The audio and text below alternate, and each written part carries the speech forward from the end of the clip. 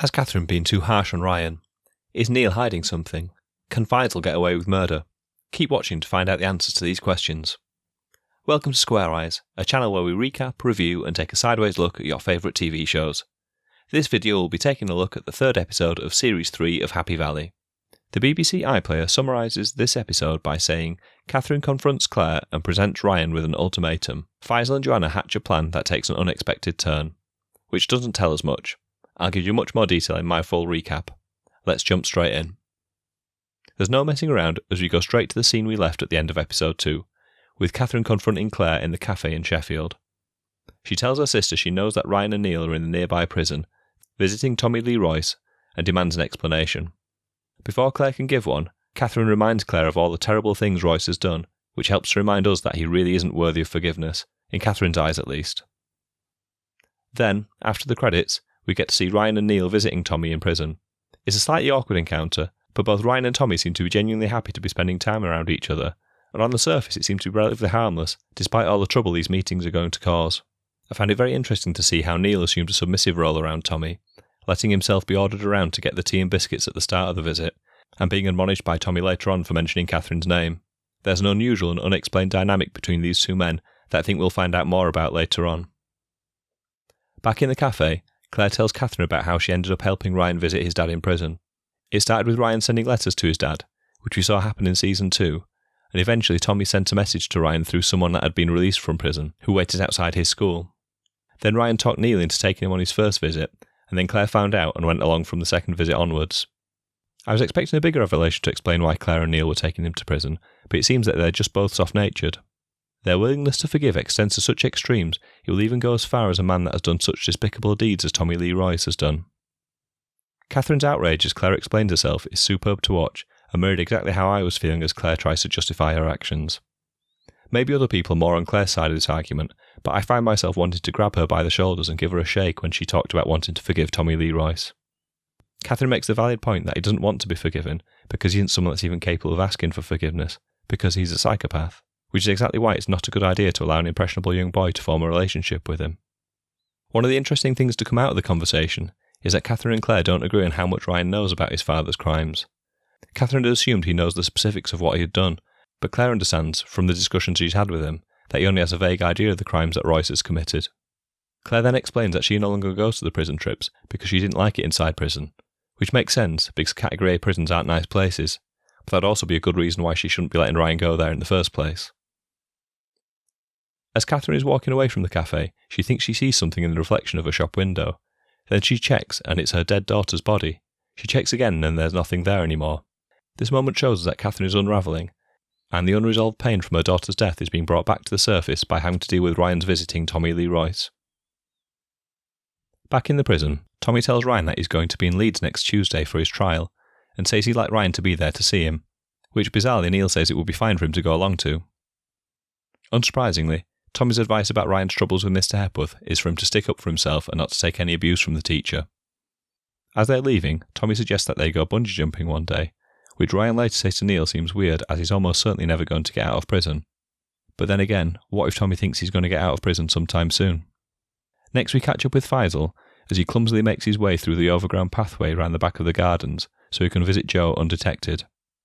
Then he tells Jo that he's thought over her proposal from the last episode and agrees that killing her husband Rob is a good idea. Jo looks shocked, but she also looks a little bit excited by the idea. Then we get a heartbreaking scene where Catherine tries to talk to Ryan about why going to see his dad is a bad idea, without spelling out exactly what crimes his dad's committed. It's painful to watch, and Catherine could make a stronger case if she was more specific about the things that Royce has done, but she wants to protect Ryan from those details out of fear he will see himself as being capable of similar deeds because he shares the same genes as his father. Catherine gives Ryan the ultimatum that he can't live with her if he continues to visit his father. Ryan is confused about the extreme position that his grandmother is taking, but Catherine won't give him any more details and asks him instead to trust her and know that she's got his best interests at heart. Then we see Nevison Gallagher, who's gone to see his daughter Anne and her partner Rob, who is also Catherine's son. They're all shaken by the news of Ryan's visit to see Tommy Lee Royce too, as Anne was kidnapped by Royce in Season 1 and is still living with the trauma caused by that experience. As well as this, we're also reminded that Anne is starting a 6-month attachment to CID tomorrow. Ryan's friend Chesko isn't able to let him stay at his house as his mum won't let him, but as they're talking about it, Mr. Hepworth interrupts them in the corridor and shows uncharacteristic concern for Ryan. In fact, he seems incredibly nice and takes Ryan to one side so they can talk about his problems. This follows the pattern that Joe described in the last episode, where he looks to befriend troubled boys after initially falling out with them. Seeing Rob Hepworth being nice to Ryan is almost worse than watching him being mean, but he does a good impression of a kind teacher as he lets Ryan talk over his problems in the sports hall.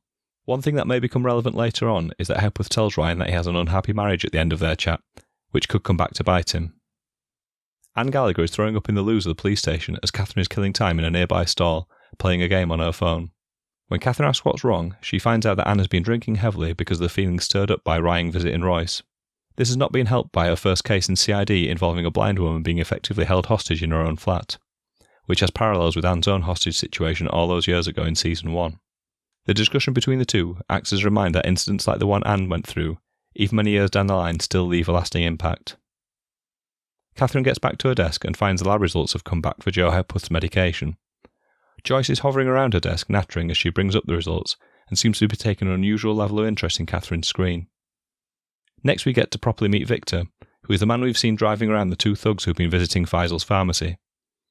Ivan and Mattia are told by Victor that the chief is unhappy about the dead girl in Elland. We heard about this in the last episode, as a woman in one of the flats above Alison's had fallen out of the window and the police had found a load of drug money. It turns out that Ivan and Mattia's friend Josip was responsible for stashing the money in the flat, and therefore the chief wants him killed. Interestingly, the police have only seized £40,000, but Ivan and Mattia have told their bosses that £70,000 was lost, so they obviously snaffled up some of the money for themselves. Mattia doesn't want to kill Josip, and tries to challenge the decision, but Ivan is more concerned about whether the chief will come to his wedding or not next Wednesday. Victor makes it clear to the two men that Josip needs to be taken out, or they will both be in the firing line too. The two men set off to kill their friend, not knowing that the police are on their way to arrest him at exactly the same time. Faisal comes through the back door of Joe's house, and once he's inside he puts on gloves and shoe protectors, presumably because he doesn't want to leave any DNA evidence in the house. Never mind that he's most likely been in the house dozens of times, and left plenty of DNA in and around Joe, if you see what I mean. He tells Joe his plan to kill Rob, which is basically the same as the one that she told him about in the last episode, to drug his beer on a Friday night, to knock him out, and then Faisal will inject him with air to give him an embolism. Then he'll take his body to the red light district in Huddersfield and leave his body in the car there. Faisal is manic and intense, but Joe is not so sure about the plan, despite the fact that it was originally her who suggested the idea. She gets cold feet and tries to backtrack, telling Faisal that Rob doesn't know about the diazepam, and suggests going to the police about Rob's abuse might be a better idea. Faisal is outraged that Joe lied to him, and it seems that something has snapped inside of him. The pair exchange angry words, Joe gives him a shove, and Faisal then hits her repeatedly with a rolling pin. The police get to Josip before Mattia and Ivan, but when they raid his property, he escapes through the attic, which is connected to the other adjoining houses, and he escapes onto the street. Catherine spots him escape onto the street and chases him. Josip falls over, Catherine grapples with him on the ground and gets elbowed in the face, but gets her own back when she punches him a couple of times to subdue him before her colleagues come to help her out. Ivan and Mattia watch from their car, realising that they're now in big trouble with their bosses and potentially the law. It's probably worse than they think though, as Catherine spots their car lurking near Josip's house and takes a note of their number plate. Then, without taking time to wipe the blood off her face, Catherine calls Joe Hepworth to tell her that the lab report is back and she should call the station to discuss the results. Little does she know that Joe won't be calling anyone back because Faisal's just battered her with a rolling pin and, as the credits roll, is about to inject her with air to finish her off. My favourite line from this episode came from Catherine when she asked Ryan, "What are you having?" when Ryan told her his tea was getting cold. There was something so disarmingly normal about this question, which felt so familiar to all the grandmas I've ever met.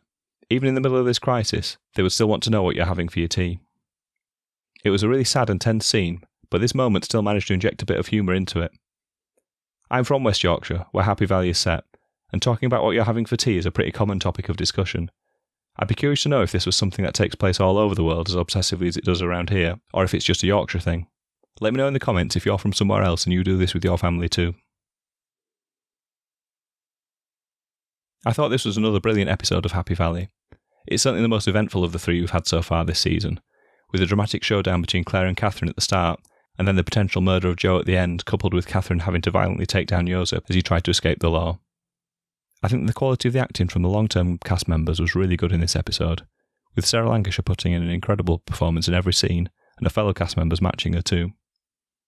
I think the newer actors struggle in comparison, particularly the scenes with Faisal and Joe, where their big moment together spilled into melodrama, and I find myself having to suspend disbelief a little bit to buy the idea that the mild-mannered chemist would suddenly turn into a violent killer. The change seemed too much too soon, and I think part of that was because I wasn't buying his performance. These quibbles about the acting of the newer characters are really only minor though, and it's more jarring when they're held up in comparison to the existing cast members, who are almost all superb actors, returning to characters that have rich backstories and the audience are already familiar with. Looking at the main storylines from this episode, I've already covered how my sympathy is entirely with Catherine on the issue of Ryan visiting his dad in prison. However, I wonder if she was maybe a bit too rigid in giving an ultimatum and throwing him out of the house until he agrees to stop seeing Tommy. She's risking alienating Ryan against her and possibly her sister too. Another thing I mentioned earlier was how I feel like there's more to Neil's relationship with Tommy than we know at the moment. I wonder if he agreed to take Ryan on that first prison visit because he has a connection to the criminal gangs that seem to have their fingers in every pie in Happy Valley. It could just be that Neil is a coward and is scared of Tommy, but my feeling is that there's more to it than that. I thought that Catherine's breakdown outside the cafe was very revealing. I think that Claire has always been a key part of her emotional support network, and now that there's this extra distance between the sisters, I think that she's going to start to spiral. As for Ryan, it's not clear what he's going to do with himself now. He doesn't seem to want to stop seeing his dad, and I suspect he's going to go to the trial in Leeds in the next episode. But if he's going to continue to see his dad, he'll have to continue living in Neil and Claire's house. It wasn't a big episode for Rob Hepworth, as we only saw him giving some emotional support to Ryan, but that conversation may prove costly. He told Ryan that he has problems in his marriage, and it now seems likely that there's going to be a murder investigation into his wife.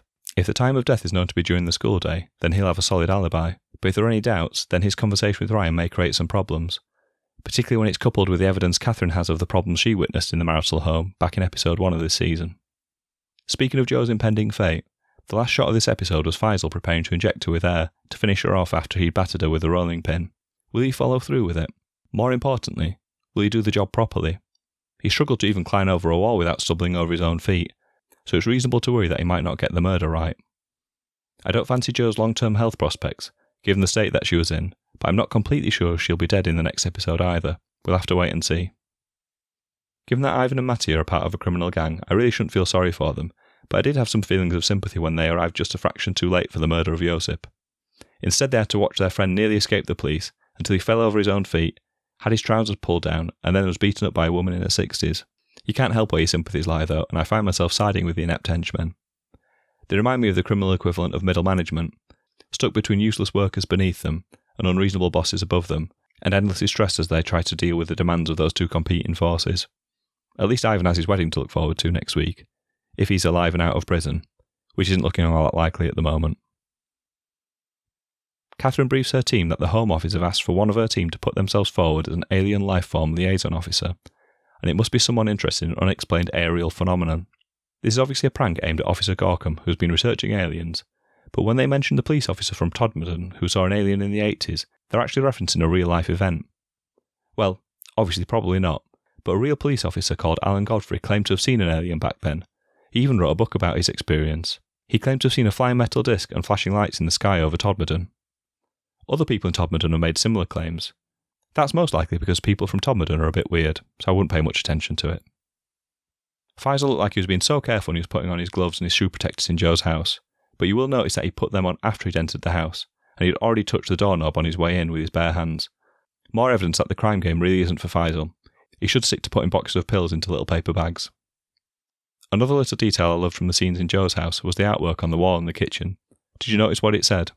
Kindness. There certainly wasn't a lot of kindness when the rolling pin was getting swung around. In fairness, kindness is in short supply in general in that household.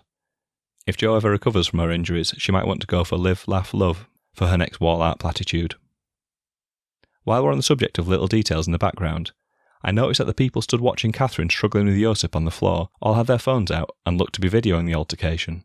Could those punches that Catherine threw land her in bother if those videos make it online? It seemed reasonable and proportionate to me. He got what was coming to him. But if you edit the videos a certain way, it could look a lot like police brutality, and Catherine could end up in hot water. I might be backing up the wrong tree, but I always find these little details interesting. Looking ahead to the next episode, there are so many things that I'm curious to know about. In fact, it feels like there's almost too much to fit in between now and the end of the series in just 3 episodes. Here are some of the questions I hope we get answered in the next one. Will Tommy attempt to break out when he goes to Leeds for his trial? He seems to be plotting something. Where is Ryan going to stay? Catherine won't have him while he's still seeing his dad, but he doesn't seem to have many other options. Will Josip talk to the police about the Knezevich operation? Will Richard continue his investigation into organised crime in West Yorkshire? We didn't hear anything about it this week, but it seemed like it was going somewhere in episode 2. If Joe Hepworth is dead, will Rob Hepworth become a suspect, or will the trail lead to Faisal? While he was trying to cover his tracks, he's so bad at being a criminal, I'd expect him to have made some key mistakes. Will Ivan make it to his wedding in one piece? He's a menacing thug, but he's my favourite of the new characters this season, so I'm really hoping he makes it to his big day, even though it currently doesn't look all that likely. I hope you've enjoyed watching my recap and review of the 3rd episode of Season 3 of Happy Valley. The video for episode 4 will be up in the channel shortly. Please subscribe and turn on notifications to make sure you don't miss it. Thank you for watching. Goodbye.